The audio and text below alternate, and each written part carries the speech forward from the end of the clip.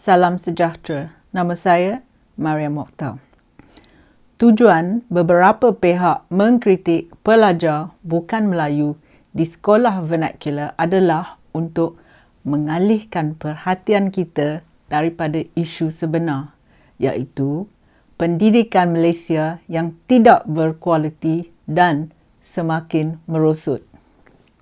Ahli politik Malaysia suka menuduh sekolah vernacular dan mengalih perhatian orang ramai ke sekolah vernacular dengan isu yang tidak berasas. Masa dulu, kita diberitahu bahawa sekolah vernacular tidak menggalakkan perpaduan. Kini, kita diberitahu bahawa kekurangan penguasaan bahasa Malaysia adalah isu besar. Kedua-dua ini tidak betul. Ahli politik harus faham yang isu sebenarnya ialah standard pendidikan yang teruk di sekolah kebangsaan Malaysia. Dan lagi satu, masalah besar ialah guru yang berkualiti rendah yang terdapat di sekolah jenis kebangsaan. Seumpamanya, ada beberapa guru yang tidak berat mendidik murid mereka. Dan sebaliknya, mereka menggalakkan murid pergi kelas tuition mereka selepas sekolah. Dan ibu bapa murid terpaksa bayar yuran kelas tambahan. Lagi satu isu ialah ramai guru yang sepatutnya mengajar bahasa Inggeris tetapi tidak fasih dalam bahasa Inggeris. Pada 20 November lalu, Ketua Penerangan Pemuda Bersatu iaitu Muhammad Ashraf Mustaqim Badrul Munir menegaskan sekolah vernacular perlu dimansuhkan. Beliau memberitahu Ahli Parlimen Bukit Mertajam Steven Sim bahawa beliau gagal menyedari bahawa ramai pelajar sekolah vernacular bukan Melayu tidak boleh bertutur dalam bahasa kebangsaan. Ashraf berkata yang pelajar bukan Melayu, walaupun dilahirkan di Malaysia dan menetap di negara ini, kurang penguasaan dalam bahasa Malaysia. Ia berpendapat yang orang asing seperti orang Bangladesh, orang Pakistan dan yang dari Nepal boleh berbahasa Malaysia. Ia turut memuji warga asing itu kerana kebolehan mereka bertutur dalam bahasa Malaysia selepas berada di Malaysia beberapa bulan saja. Katanya, warga asing itu bertutur dalam bahasa Melayu tanpa ada logat dan tata bahasa Malaysia mereka jauh lebih unggul berbanding pelajar tempatan. Tetapi, Ashraf tidak berapa ikhlas.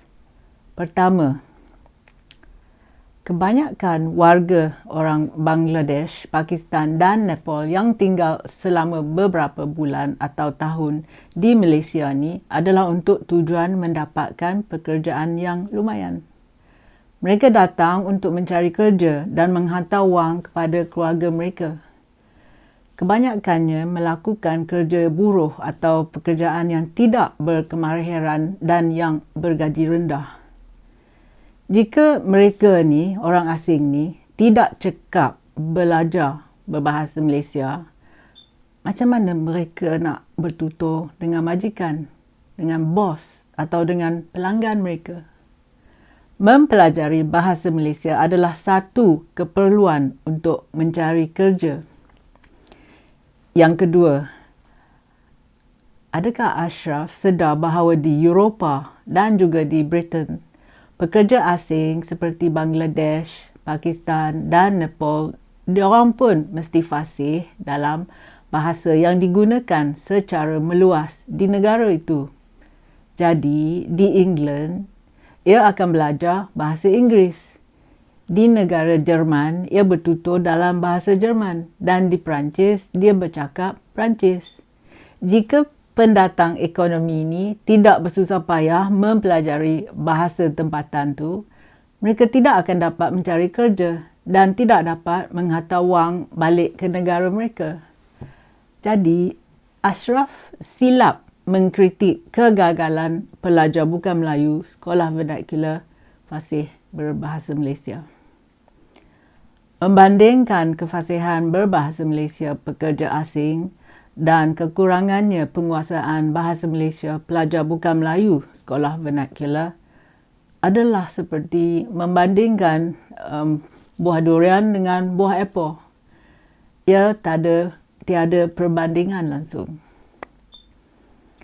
Seminggu sebelum tu, Peguam Muhammad Hanif Khatri Abdullah yang mewakili 3 plaintiff iaitu Gabungan Pelajar Melayu Semenanjung dan Majlis Pembangunan Pendidikan Islam Malaysia dan Gabungan Persatuan Penulis Nasional iaitu GAPINA berhujah bahawa pelajar sekolah vernacular Malaysia kurang dapat peluang pekerjaan kerana mereka didakwa kurang kemahiran dalam bahasa Malaysia.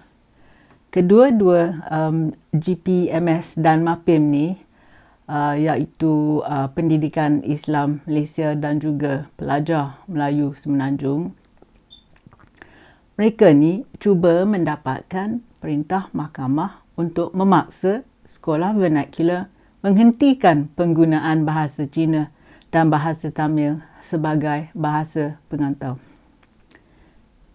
Tindakan ini kurang bijak.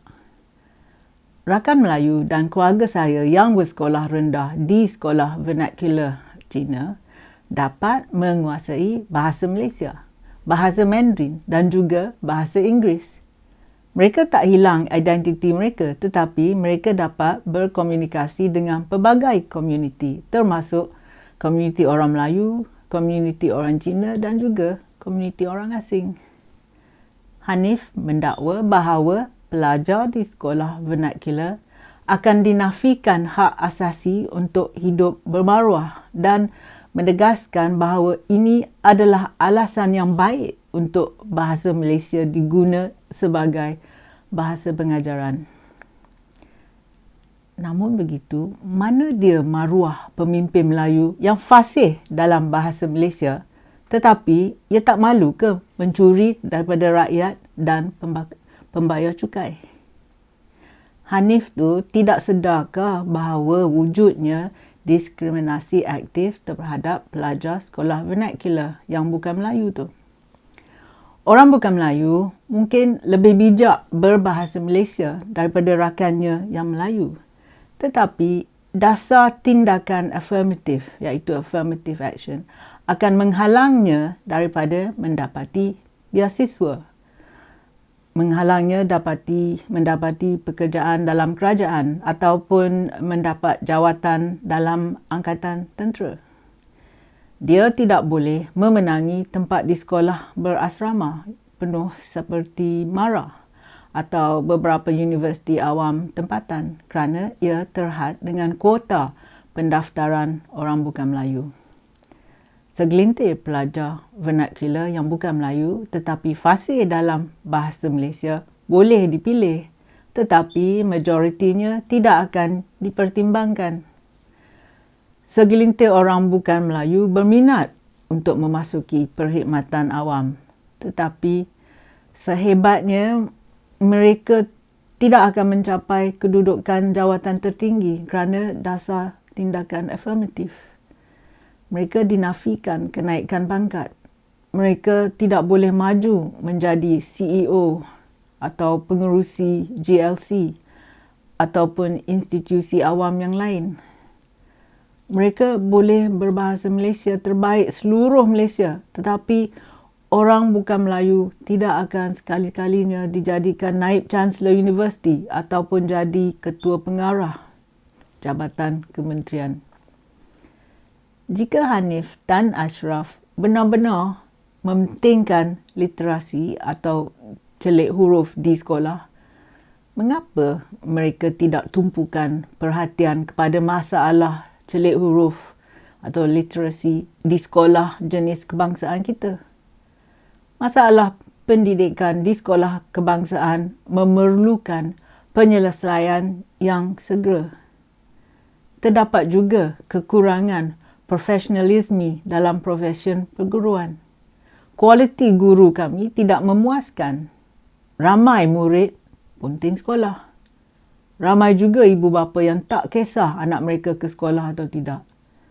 Terdapat juga disiplin yang lemah, bukan sahaja di kalangan pelajar tetapi juga di kalangan guru.